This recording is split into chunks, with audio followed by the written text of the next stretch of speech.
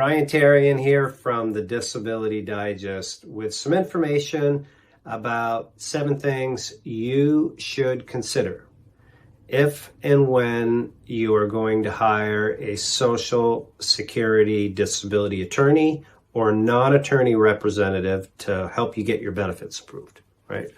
We have been advocating for individuals here since 2006 to help people get their benefits approved, help individuals keep them and maximize them. And this video is a result of the questions that we are commonly asked and the considerations that I feel that you should take. First of all, here at the Disability Digest, we provide you with a no-charge membership in a comprehensive A to Z disability approval course put together with industry experts to help you get approved. So you can do all of this on your own, and we teach you how to do it. But for some people, it's just not a fit. And again, here are the things to consider.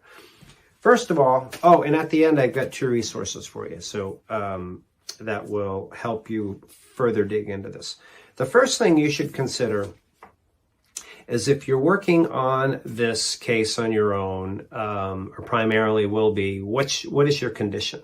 If you have an autoimmune condition like fibromyalgia that causes like fibro fog where you can't remember things and you're not sleeping well, and there could be days when you're just totally in bed, or depression also does that to people, that's going to be difficult to successfully manage a case. The thing that you want to avoid is incomplete information not turned in on time, because that's not going to help you win your benefits. So number 1 is your condition.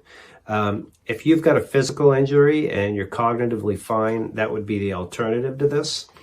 The second thing to consider is, how bad do you need them? Right? I mean, the only real reason why people do this on their own is that I know of is to save money. And if you really need your benefits, that's something that you have to take into consideration.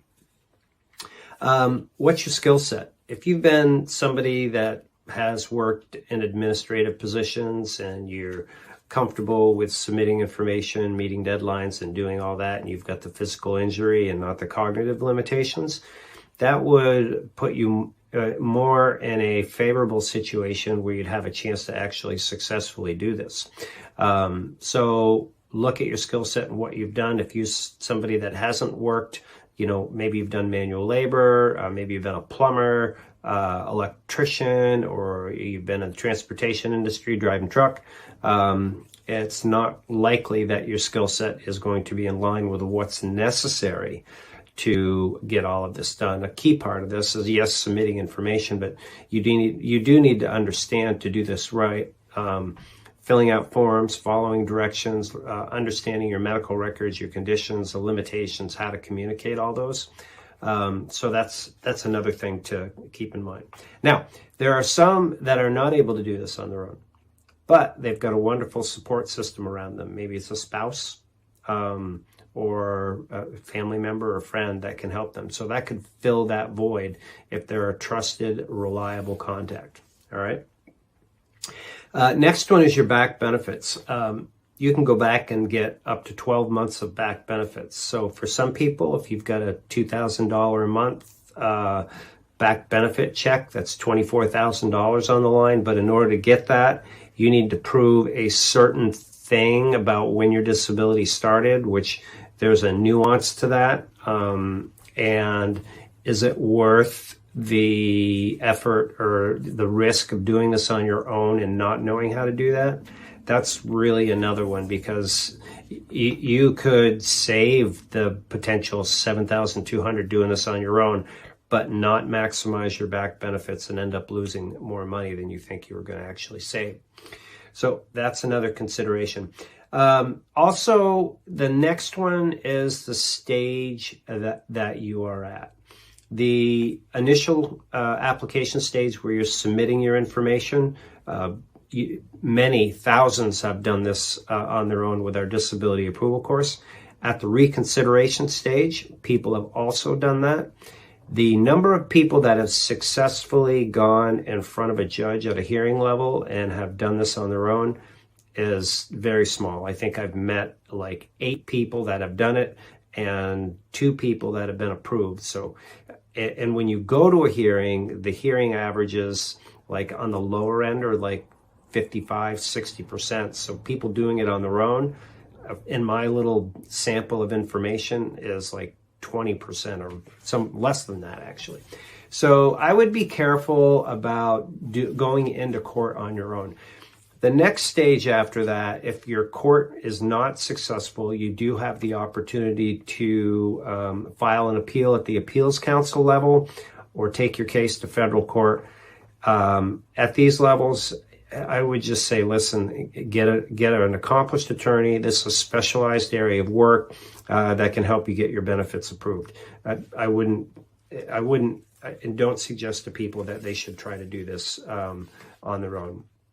So those are some of the key things. So really what it comes down to, and the last point that I want to make is this, is like the cost-benefit analysis. Social Security has one fee for disability representatives, and it's 25% of your back benefits are paid to the representative, and that's capped at $7,200, and that's if your case is awarded. So if you're looking at that, that's really the reason why people want to do this on their own. It's not like they can do it better because they've only done it once versus people that do this all the time. So that's like with the average benefit package, and you put it all together with your Medicare, and this is just an average, is $447,000 over the lifetime of your benefits. So you're looking at like 1.6% of your total benefits that you are really, I don't want to say gambling with, but you have to take into consideration.